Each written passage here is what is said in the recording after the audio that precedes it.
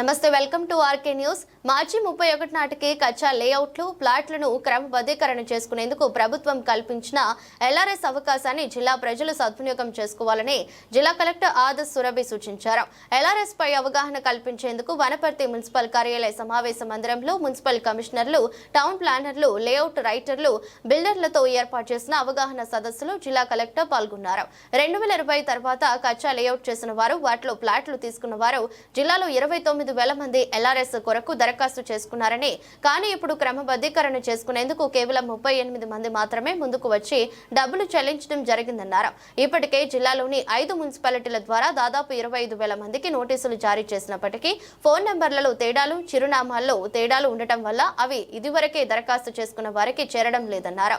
లేఅవుట్లు చేసిన వారు, ఓనర్లు, రైటర్లు, బిల్డర్లు, ప్లాట్లు కొనుగోలు చేసిన వారికి సమాచారం అవగాహన కల్పించి సకాలంలో ఎల్ఆర్ఎస్ చేయించుకునే విధంగా బాధ్యతలు తీసుకోవాలని ఆదేశించారు. ప్రజలకు అవగాహన లేకపోవడం లేదా సమాచారం లేకపోవడం వల్ల సద్వినియోగం చేసుకోకుంటే రేపటి నాడు ఎప్పుడైనా ఎల్ఆర్ఎస్ ఆమోదం లేని ప్లాట్లు పై ఇల్లు కట్టుకోవాలంటే అప్పటి ప్లాట్ వాల్యూ పై ప్రో రేటా ఫీజుతో పాటు 14% పెనాల్టీ చెల్లించాల్సి ఉంటుందని తెలిపారు.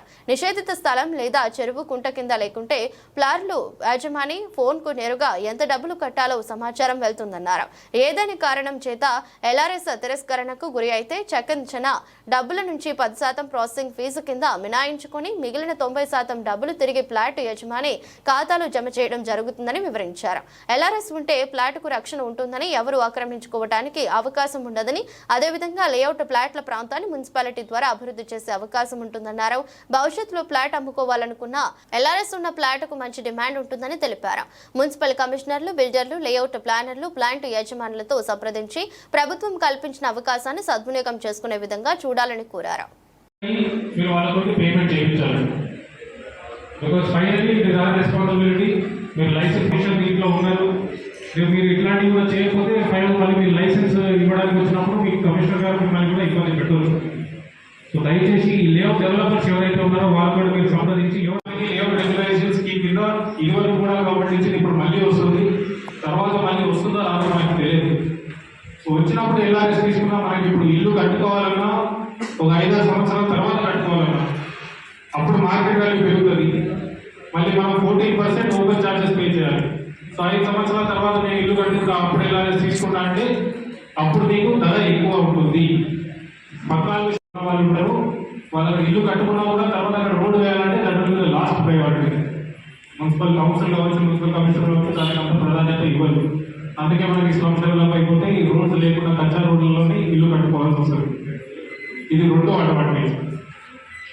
3వ అడ్వాంటేజ్ నేను ఇందాక చెప్పినట్టు లేఅవుట్ ఉన్న వాటికి ఖచ్చితంగా మున్సిపల్ నిధులు కూడా కొద్దిగా పెట్టేసి మనం 14% ఓపెన్ ఛార్జెస్ అని తీసుకుంటాము. లేఅవుట్కి ఇవన్నీ లేఅవుట్కి ఒక సౌకర్యాలు ఏర్పాటు చేయడానికి రోడ్ కావచ్చు, దాని లోపల గార్డెన్ కావచ్చు, దాని మెయింటెనెన్స్ కూడా మున్సిపల్ ఆధ్వర్యంలోనే వస్తాయి. ఇన్ఫాక్ట్ లేఅవుట్ లోపల రోడ్లన్నీ కూడా మున్సిపాలిటీ పేరు మీదే వచ్చేసాయి. మున్సిపాలిటీ పేరు మీద రోడ్డు వస్తే ఏమి అవుతుంది, దాన్ని మళ్ళీ ఎవరు కొనుగోలు కానీ అమ్మడం కానీ జరగదు. అది రోడ్ అనేది శాశ్వతంగా పర్మనెంట్గా రోడ్డు లాగానే ఉండిపోతుంది. అందుకే మనం ఒక సొసైటీలో ఒక కాలనీ చేసుకొని మనం మంచిగా ఉండాలంటే కొద్దిగా సన్లైట్ రావాలి, కొద్దిగా నడవడానికి స్పేస్ ఉండాలి, మన బయటికి వెళ్ళాలంటే రోడ్ ఉండాలి. అలా ఏం లేకుండా ఇరుగా కట్టుకుంటే అది మంచి కాలనీగా ఉండదు, దాని వాల్యూ పడిపోతుంది. అది it is not fit for livelihood. So ఇవన్నీ లేవో ద్వారా మనకి నేబర్హుడ్లో ఆ ఎల్ఆర్ఎస్ ఉన్న ప్లాట్కి ఎక్కువ వాల్యూ ఉంటుంది. ఎందుకంటే ఎవరైతే సేల్ చేస్తారో, ఎవరైతే అమ్ముతారో, ఎవరైతే కొనుక్కుంటారో ఎల్ఆర్ఎస్ కనుక ప్లాట్ ఉంటే దాని వాల్యూ ఇంకా నేను ఖమ్మం మున్సిపల్ కార్పొరేషన్లో కమిషనర్గా పనిచేస్తున్న 1.5-2 టైమ్స్ కూడా రేటు వెళ్ళిపోతుంది. రెగ్యులరైజ్ ప్లాట్కి ఎప్పుడైనా వాల్యూ అనేది చాలా చాలా ఎక్కువ ఉంటుంది. కొన్ని సందర్భాల్లో 2 సార్లు కూడా ఉండొచ్చు. 2వది, మాకు చాలా మంది కంప్లైంట్స్ వస్తూ ఉంటాయి ప్రజావాణిలో కావచ్చు, రెగ్యులర్గా. సార్ రోడ్ ఉంది, రోడ్డు మీద గోడ కట్టేశారు అంటే ఏమైతుంది, ఒక కచ్చా లేఅవుట్ మీద ఒక లేఅవుట్ వేసి ఇది రోడ్ ఉంది, దీని పక్కన లేఅవుట్ నెంబర్ 1, లేఅవుట్ నెంబర్ 2 వేశారు. అదే వ్యక్తి ఇంకొకరికి అమ్మి ఆ లేఅవుట్ నెంబర్ 1 పక్కన రోడ్ ఉన్న చోట లేఅవుట్ నెంబర్ 1A, 2A అని తీసేసి ఇంకొక వ్యక్తికి అమ్ముతారు. సో మొదటి వ్యక్తికి ఏమైపోతుంది, నాకు రోడ్ ఉంది కానీ వేరే వాళ్ళు వచ్చి ఇల్లు కట్టుకుంటున్నారు. 2వ వ్యక్తి ఏమంటారు, లేదు నాకు అమ్మింది, సో దీనికి ఎలాంటి సొల్యూషన్ కూడా లేదు. ఫైనల్లీ కోర్టుకు వెళ్ళాలి, సివిల్ కోర్ట్ డిస్ప్యూట్ అవుతుంది, ఆ తర్వాత 1-2 ఇయర్స్ అట్లా ఉంటుంది. సో దీనికి సొల్యూషన్ ఎల్ఆర్ఎస్ అండి.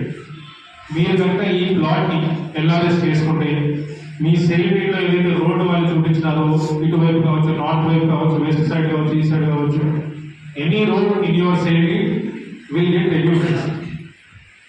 అది చాలా చాలా పెద్ద అడ్వాంటేజ్. మీకు లేఅవుట్ తీసుకోకపోతే